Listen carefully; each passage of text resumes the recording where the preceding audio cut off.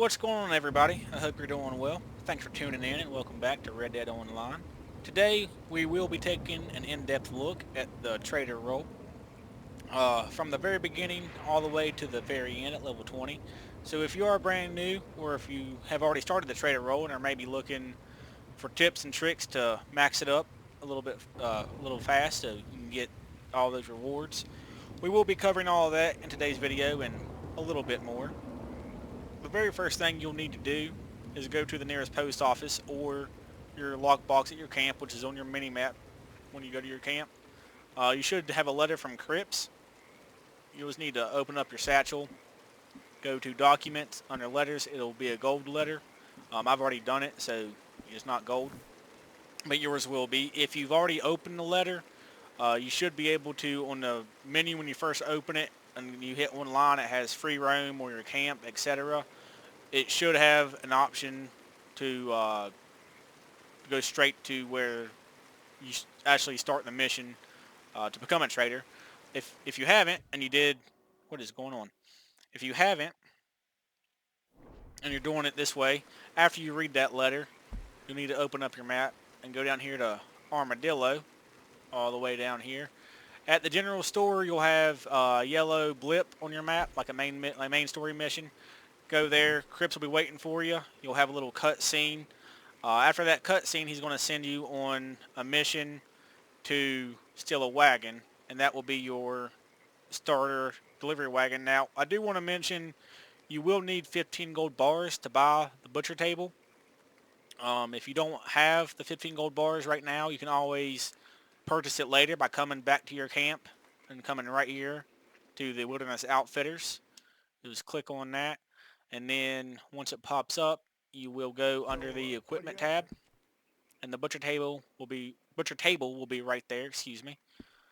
If you're having a hard time getting gold, if you're kind of stuck, you don't really know how to get gold.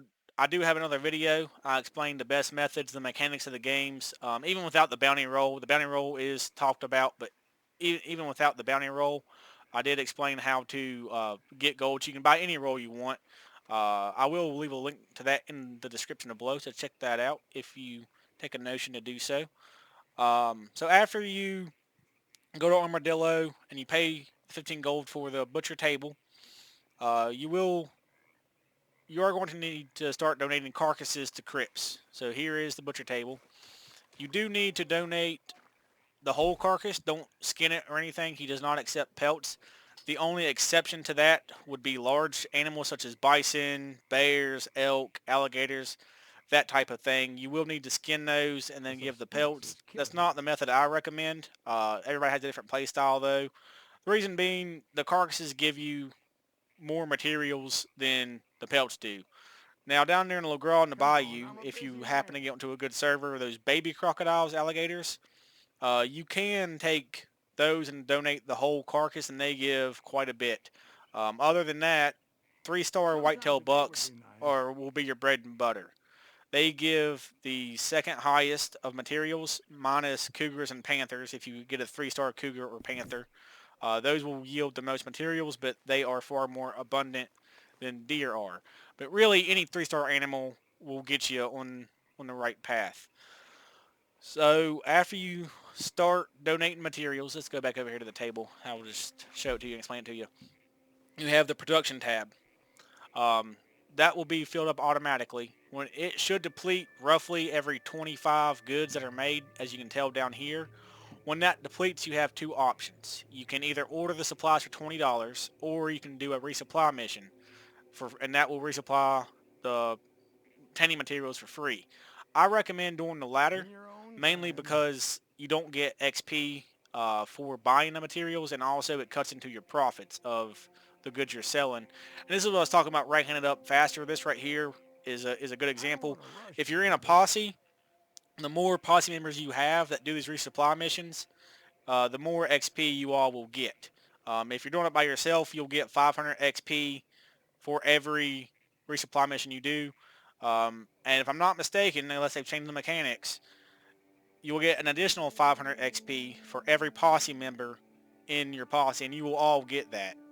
So it's very lucrative to do this in a posse, even with just 2 people. Even you'll get 1,000 XP, both of you will, for trader. The last tab is the goods. The max goods is 100, and this kind of ties in with the wagons. The first wagon you'll get is the small delivery wagon. The max capacity is 25 goods. You can make more goods than that, but you cannot deliver more than 25 with the small wagon. You can let your goods max out at 100 and then do 4 deliveries back to back to back. The next wagon is the medium delivery wagon.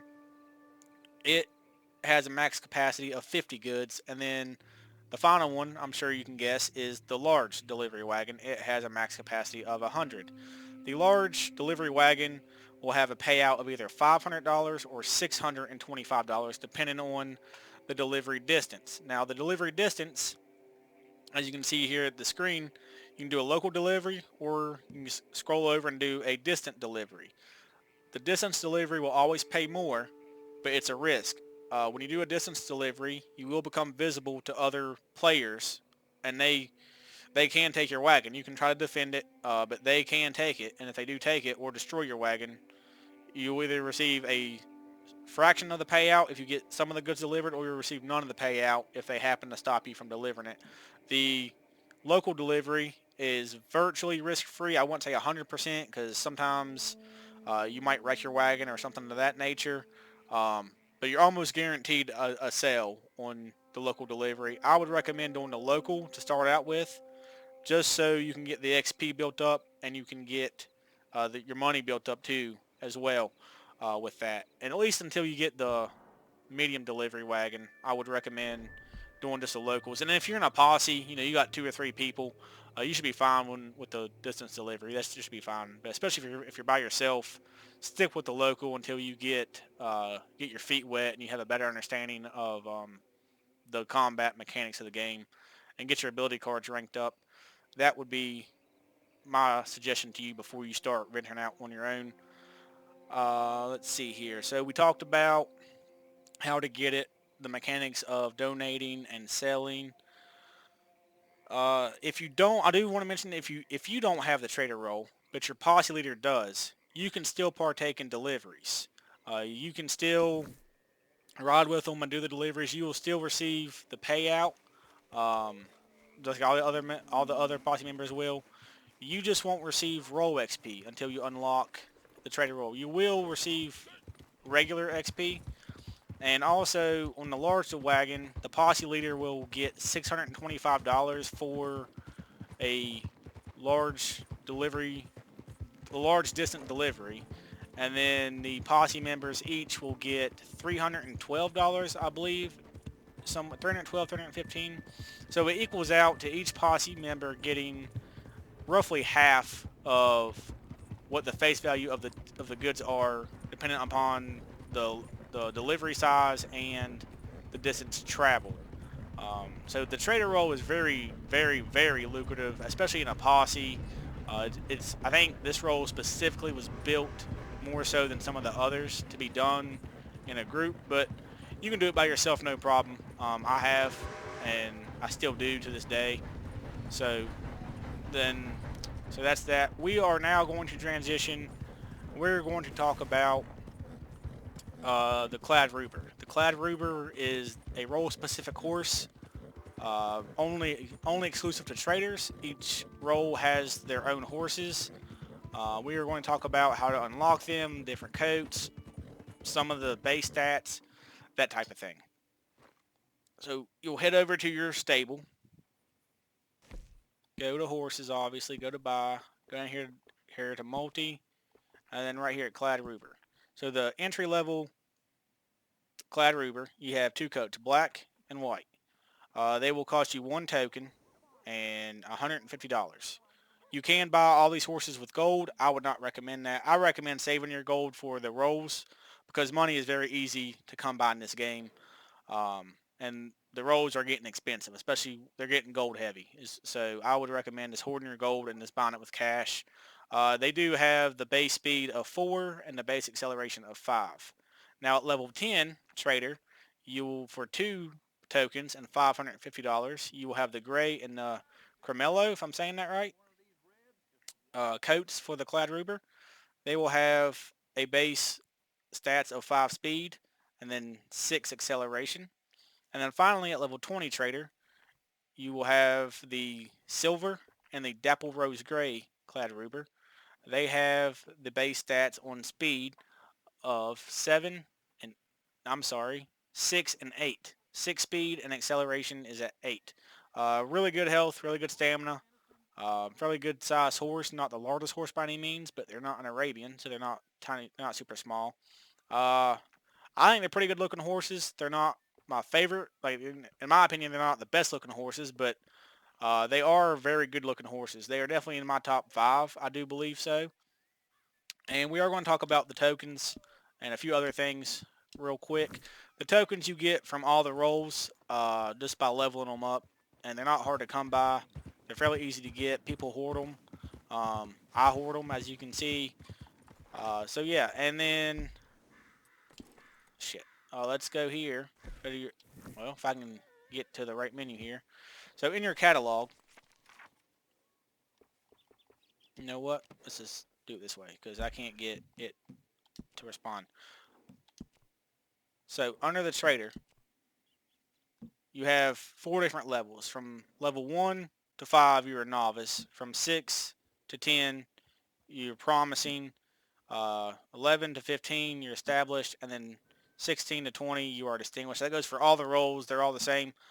But each role has unique outfits. They have unique horses, which we talked about. They have unique saddles, belt buckles. They have a lot of interesting things that are role specific, especially if you're wanting to role play as a certain role. You can go really in depth and you can be as immersive as you want with any other role. So we're going to just showcase the saddle here. We already talked about the horses. Here's one of the outfits for the trader. And all these are unlocked at level 1 to 5. Here's the belt buckle that you can get for the trader. You can purchase that at Madame Nazar after unlocking it with one of the blue tokens. There is a melee weapon, a hammer. There's a stew pot, which I'm not sure why I have not bought that yet. I've been meaning to, just slipped my mind. There's the gun belt. At level 6 to 10, you'll get another outfit. You'll get a knife, and this is really cool. The trader is the only role that has a knife specific to that role, and I think this is really cool. Here is the trader theme tent, which every role has their own theme. This is the trader one, and it will grow as you upgrade your tent. The theme will stay, and it will grow with your tent. There's the medium wagon. The weapons locker is a trader exclusive item. One of my personal favorites. This is at your camp in front of your tent. You access it the same place you access your wardrobe. You can store unused weapons here. So you don't want to cycle through your weapon wheel and go through 15 rifles. You can store the ones you don't use in here. They're safe. They'll always be there. You can swap them out as you please. Really useful. Highly recommend getting it as soon as you can. You have the Tapscott gloves, which I think have a good look to it, especially if you're role playing as like a survivalist, pelt trader. These would go great with those outfits. And then at level 11 to 15, we have another outfit. There's the offhand holster. This is the hunting wagon. This is an absolute must-have for the trader and even beyond the trader. This can hold 5 carcasses at once. So you can take 5 carcasses and donate all 5 to crypts at one time. And even then when you say you max the trader out and you're still hunting, maybe you're selling pelts and carcasses to the butcher, you can put 5 carcasses in here on top of additional pelts. So you can store a lot of materials in this puppy, and it is a must-have. You can also store 5 of the large fish in here, like the muskie, northern pike, that type of thing. You can take 5 of those, put in there, take them to a butcher, and sell them. You cannot donate fish to crypts yet. We're all hoping that comes soon, but I guess time will tell. You have the rawback ring for the trader. Here is the hairstyle for the trader for 2 gold bars. You can buy that at any barber. We have the large wagon, which we've already talked about, and the pump action shotgun variant, which I think has a good look to it. And finally, for ranks 16 through 20, you have the final outfit. You have a little emote there, the horse we've already talked about, and some brass spectacles. and that is all the unlockables for the trader. You do get the material satchel upgrade. You can hold more materials at rank 13. You get an ingredients satchel upgrade, hold more ingredients at rank 5. Make sure I'm not missing anything here.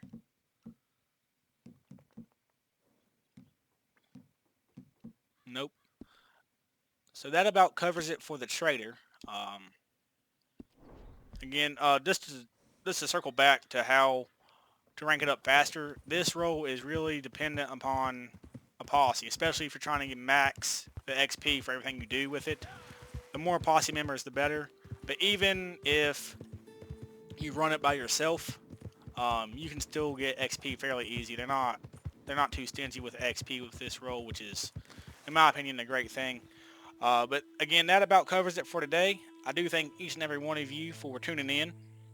And if you genuinely did enjoy the content and this was helpful, which I hope it was helpful, I hope it gave you a better understanding of the role, I would greatly appreciate it if you would smash that like button. Leave a comment below telling me what you would like to see in the future. I do have more videos coming over the next couple of days. I will be dropping one every single day. I will cover all the roles more in depth. That means the bounty hunter, the collector, and the moonshiner. I will also do a quick overview of the horses. I'm not a fan of putting a title on the best horse in the game.